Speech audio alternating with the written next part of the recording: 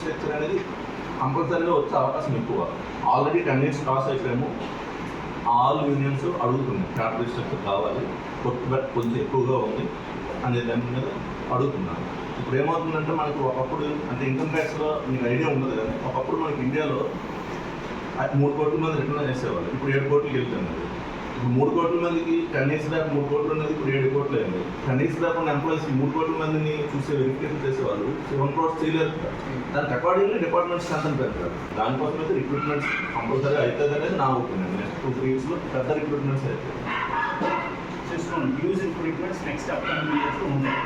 అంటే ఇంకొకటి నేను రీసెంట్గా కూడా అంటే నాకు ఐడియా కూడా ఉంది. రీసెంట్గా ఈనాడులో 10 days కూడా అవుతుంది ఒక ఆర్టికల్ వేసారు ఈనాడు. ఏపీ అండ్ తెలంగాణ నుంచి అసలు ఏపీ రోజు స్టూడెంట్స్ తక్కువ ఉన్నారు సీజీఎల్.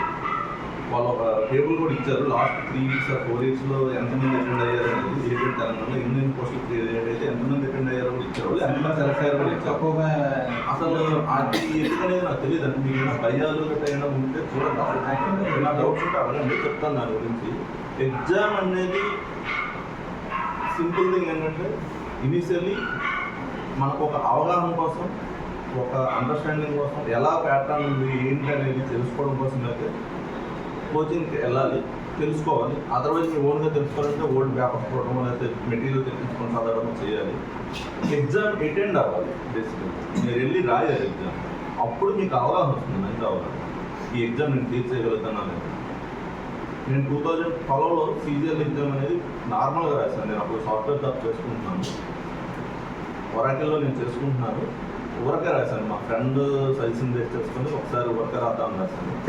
నాకు అనిపించింది నేను ఒక 3 months 6 months కష్టపడితే నాకు ఈజీగా గ్రూప్ బి పోస్ట్ వస్తుంది కదా. నేను ఎగ్జామ్ రాశాను. రాయకముందు నాకేం తెలియదు. మా ఫ్రెండ్ 2011లో